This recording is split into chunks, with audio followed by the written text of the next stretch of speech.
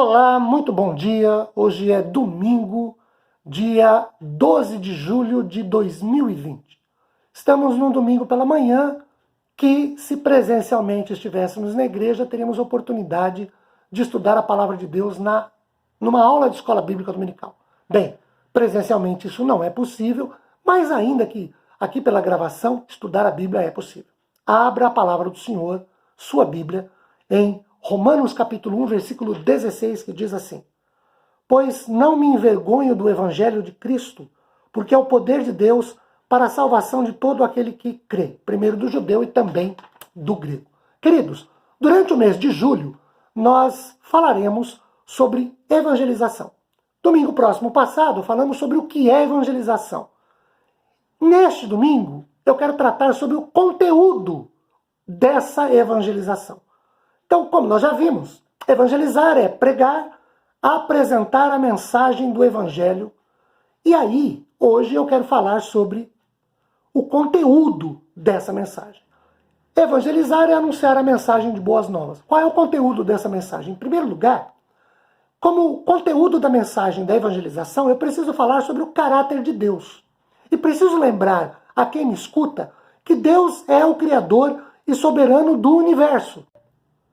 Veja, por exemplo, o que diz Atos capítulo 4, versículo 24. Ouvindo isto, os discípulos, unânimes, levantaram a voz a Deus e disseram: Tu, soberano Senhor, que fizeste o céu, a terra, o mar e tudo o que nele. Ainda sobre a mensagem a respeito do caráter de Deus, eu preciso lembrar quem me escuta que Deus é juiz e legislador quando eu evangelizo alguém. Abra sua Bíblia em Tiago capítulo 4, verso 12. Diz assim o texto: Um só é legislador e juiz, aquele que pode salvar e fazer perecer, e este personagem é Deus. Na qualidade ou na condição de juiz e legislador, Deus estabeleceu leis morais pelas quais todos devem viver. Deus é santo, é justo, é amoroso e é misericordioso. Leia 1 João 4, verso 8. Diz assim o texto: Aquele que não ama não conhece a Deus, porque Deus é amor. Agora, vejam, não nos enganemos quando anunciamos que nos relacionamos e que a mensagem do Evangelho é a respeito de um Deus que é amoroso e misericordioso. Ele é amoroso, ele é misericordioso, mas olhe, por exemplo, para Êxodo capítulo 34, versículo 7, porque Deus não deixa o pecador impune. Olha aí, que guarda, Deus, a misericórdia em 1000 gerações, que perdoa a iniquidade, a transgressão e o pecado, ainda que não isenta o culpado e visita a iniquidade dos pais nos filhos e nos filhos dos filhos até a 3ª e 4ª geração. Em segundo lugar, o conteúdo da mensagem da evangelização, das boas novas, consiste em falar sobre a gravidade do pecado. Pecar é errar o alvo. E aí, de acordo com Romanos 3, 23, todos pecaram. Não alguns, não metade, não uma parcela, todos pecaram, diz a palavra do Senhor. Porque todos erraram o alvo. Todos quebraram as leis de Deus. Abra sua Bíblia, por exemplo, para ler Romanos 5, verso 8.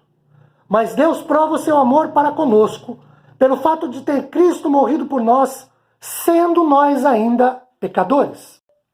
E como salário desse pecado, desse errar o alvo, Romanos 6, 23 diz que é a morte. O pecado gera a morte. Todos pecaram, Romanos 3, 23, destituídos, carecem, estão desligados da glória de Deus. E o salário desse pecado é a morte. É impossível pregar as boas novas de salvação em Cristo Jesus sem falar da gravidade do pecado para o pecador. Em terceiro lugar, o conteúdo dessa mensagem do Evangelho, das boas novas, consiste em falar sobre quem é Jesus. Dissemos domingo passado, reitero aqui, evangelizar não é apresentar Cristo como um amigo, como alguém que está sempre pronto a ajudar, sem qualquer referência ao pecador e à obra redentora de Cristo. Uma evangelização eficaz, uma evangelização sadia, prega a mensagem certa. Olhem para 1 Coríntios capítulo 15, versículos 3 e 4. Verso 3. Antes de tudo, disse Paulo à igreja dos Coríntios, vos entreguei o que também recebi, que Cristo morreu pelos nossos pecados, segundo as Escrituras. E que foi, verso 4, sepultado e ressuscitou ao terceiro dia, segundo as Escrituras. Queridos, essa mensagem de boas novas, que tem como conteúdo falar sobre quem é Jesus, sadia e verdadeiramente, de maneira eficaz quando se prega, precisa abordar pelo menos duas questões. A primeira é que Jesus é o Filho de Deus e verdadeiro Deus.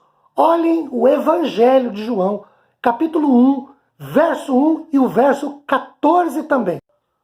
Verso 1. No princípio era o Verbo, e o Verbo estava com Deus, e o Verbo era Deus. 14. O Verbo, que é Jesus, estava no mundo, o mundo foi feito por intermédio dele. Verso 10, desculpem. O Verbo estava no mundo, o mundo foi feito por intermédio dele, então o Verbo também é criador, né? Estava na criação, mas o mundo não o conheceu. 11. Veio para o que era o seu, os seus não o receberam. 12. Mas a todos quantos o receberam, deu-lhes o poder de serem feitos filhos de Deus, a saber os que creem no seu nome. 13. Os quais, os que receberam, não nasceram do sangue, nem da vontade da carne, nem da vontade do homem, mas nasceram de Deus. E o Verbo se fez carne, verso 14, e habitou entre nós. Por isso afirmamos que é Jesus Cristo, cheio de graça e de verdade, e vimos a sua glória como do unigênito. Vejam, queridos, na qualidade de filho verdadeiro de Deus, conforme acabamos de ver, lá em João, Pedro nos fala de que Cristo, o autor de Hebreus nos fala de que Cristo viveu sem nenhum pecado, apesar de ter habitado em carne, ter encarnado, ele viveu sem pecado. Hebreus capítulo 7, versículo 26, você pode confirmar isso. Em segundo lugar, sobre quem é Jesus, nós precisamos falar sobre o que Jesus fez. E aí, agora sim, primeira carta de Pedro, capítulo 2, versículo 24, nos diz o seguinte: carregando ele mesmo, Jesus, em seu corpo, sobre o madeiro, os nossos pecados, para que nós, mortos para os pecados, vivamos para a justiça, por suas chagas fomos curados. O que Jesus fez? Ele, além de ter vivido uma vida sem pecado, ele levou sobre si os nossos pecados. Isaías 53, verso 6 diz a mesma coisa.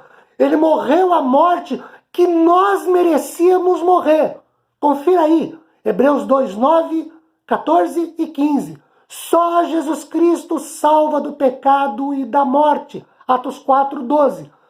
Há um único nome nos céus e na terra que importa pelo qual sejamos salvos. Esse nome é o nome de Jesus. João 14, verso 6. Jesus é o único caminho que leva o homem a Deus. Ele é o caminho, é a verdade, é a vida. Não tem atalho, não tem caminhos.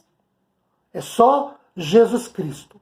Em quarto lugar, o conteúdo da mensagem do Evangelho a ser pregada, a ser anunciada na evangelização, deve abranger a questão da fé e do arrependimento. Há uma frase muito conhecida que diz assim: não importa no que você crê, desde que você seja sincero. Mas isso não é bíblico. A Bíblia não ensina isso. A salvação não acontece por conta da sinceridade, pois pode-se ser sincero e ao mesmo tempo estar errado. Quero que pensemos sobre algumas coisas. Na verdade, sobre 5 delas. Primeiro, a fé é mais do que acreditar. Ela é essencialmente confiar e descansar nas promessas de Jesus Cristo. Segundo, arrependimento implica necessariamente numa mudança de opinião numa mudança de atitude, representa uma nova vida que agora se volta para Jesus e o reconhece como Senhor e Salvador pessoal. Terceiro, o arrependimento é intelectual. Começa com o reconhecimento do pecado, que eu sou pecador, que eu errei o alvo e que o salário da minha vida em pecado é a morte. Quarto, depois de racional, intelectual, o pecado ele é emocional, porque ele envolve a tristeza do estado do pecador ante a santidade de Deus. Veja, por exemplo, Isaías capítulo 6, versículo 5. Em quinto lugar, o arrependimento tem um aspecto volitivo, ou seja, eu preciso querer, ter vontade de reconhecer o meu erro e de me arrepender por tê-lo cometido. Eu preciso ter a vontade de reconhecer que eu errei o alvo.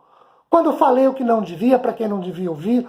Quando pensei, eu não falei, não agi, mas eu pensei, eu desejei. E a Bíblia fala lá em Tiago capítulo 1, que o pecado começa na cobiça, no desejo interno. Ou então eu fiz, agi precipitadamente, fui no ímpeto e fiz o que não devia ter sido feito, realizado, o que não era para eu fazer.